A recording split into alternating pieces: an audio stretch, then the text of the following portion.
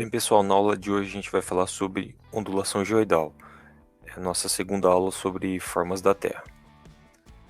A gente já viu previamente que a geodésia é a ciência que estuda formas, dimensões e o campo de gravidade da Terra e suas variações temporais. Ela é classificada em geodésia geométrica, física e celeste, e ela é centrada em três principais tópicos. São eles o campo de gravidade da Terra e a forma e dimensão da Terra, os quais são investigados e estudados de forma a dar suporte para o posicionamento, que no final é o que muitas vezes interessa as pessoas, né? Os usuários, por exemplo, do GPS. Então, o principal produto, né, da geodésia para os usuários em geral é o posicionamento. Quando a gente fala de posicionamento, a primeira coisa que vem em nossa mente é a questão da latitude, longitude e altitude. Também a gente viu na aula passada as coordenadas x, y, z. E a gente toma como referência, para fins de posicionamento, algumas superfícies. Atualmente, o que se considera é o elipsoide e o geóide. Bem, quando a gente fala de coordenadas x, y, z, utiliza-se como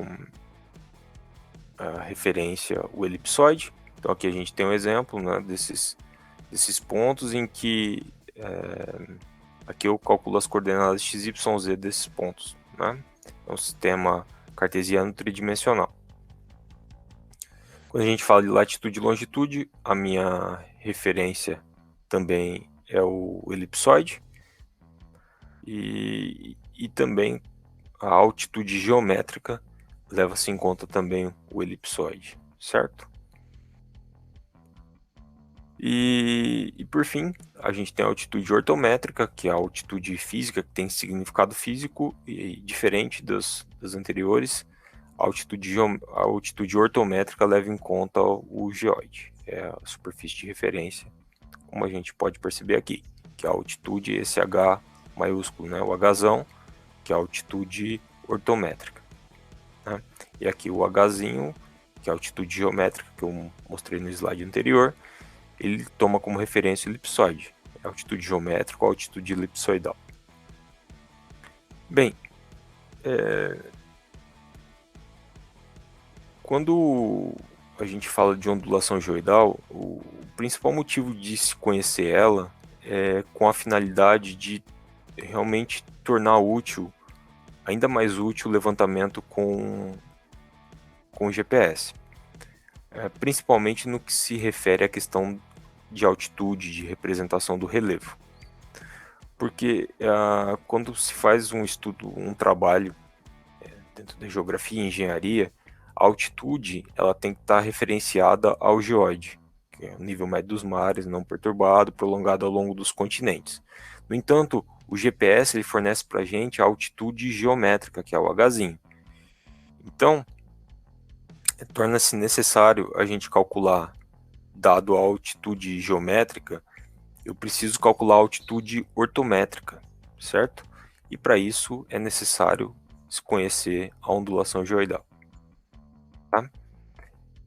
Conhecendo-se a ondulação geoidal, eu pego a altitude geométrica, que é o Hzinho, menos a ondulação geoidal, eu vou conseguir calcular o Hzão, que é a altitude ortométrica.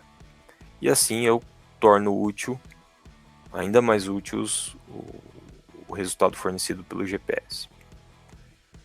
Bem, aqui no Brasil, o IBGE junto com a USP, eles disponibilizam modelos de ondulação geoidal.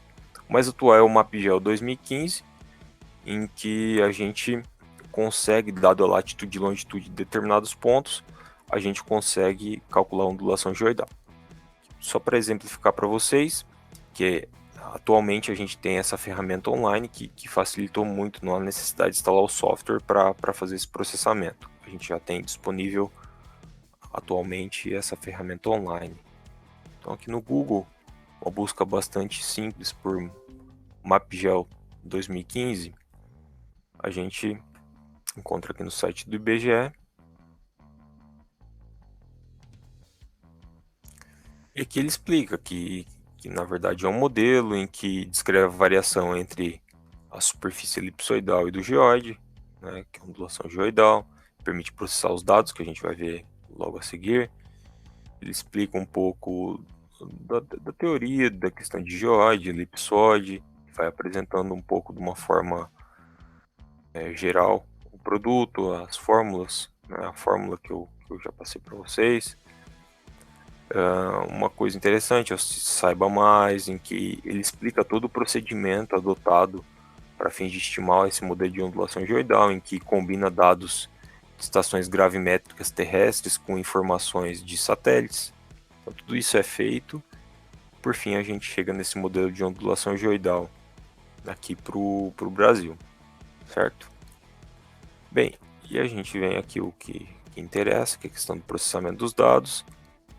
Tem como a gente carregar um arquivo com um conjunto de coordenadas, que isso é interessante quando se levanta vários pontos, ou quando se quer realizar o processamento apenas para um ponto, a gente consegue colocar aqui informação. Então, a latitude em graus, minutos e segundos. Vou colocar um exemplo da latitude aqui do Morenão, que é o estádio Morenão aqui da UFMS, menos 20 graus, 30 minutos e 0 segundos. Latitude, a longitude é menos 54 graus, 36 minutos e 0 segundos. Eu vou inserir o meu e-mail e mando processar.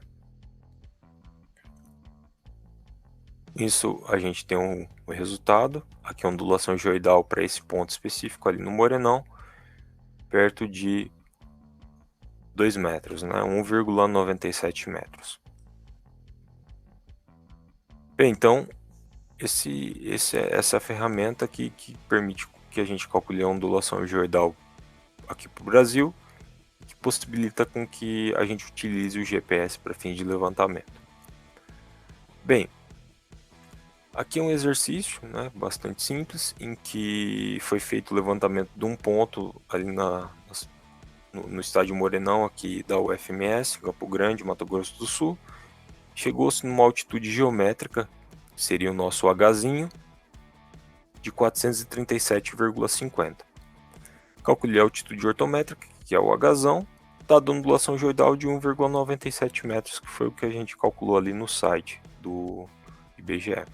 Então o Hzão vai ser Hzinho menos M, certo? Por essa relação aqui, certo? O Hzão é esse menor, né? Ele vai ser tudo isso, que é o Hzinho, menos esse pedacinho aqui. Então o Hzão vai ser 437,50 menos 1,97, que vai dar 435,53. Bem, aqui a ondulação geoidal ela é positiva. Se ao invés de positiva ela fosse negativa, isso teria a implicação de que o geoide ele estaria abaixo do elipsoide, então estaria invertido essa figura aqui, essas duas superfícies.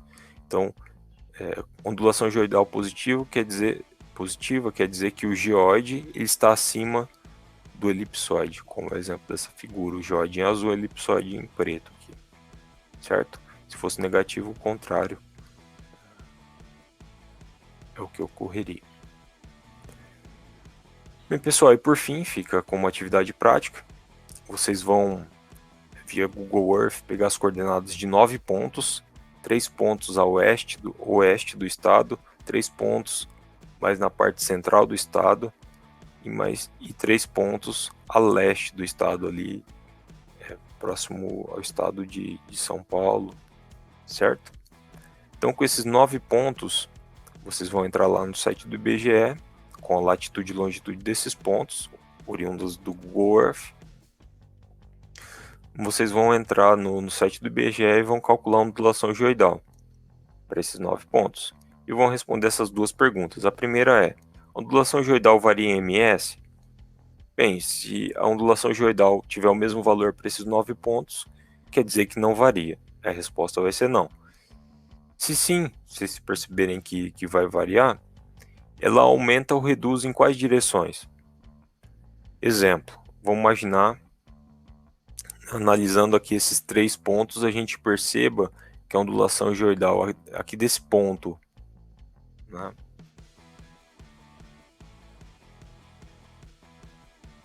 ondulação geoidal desse ponto aqui, ela é igual a 3 aqui é igual a 5 e aqui é igual a 7.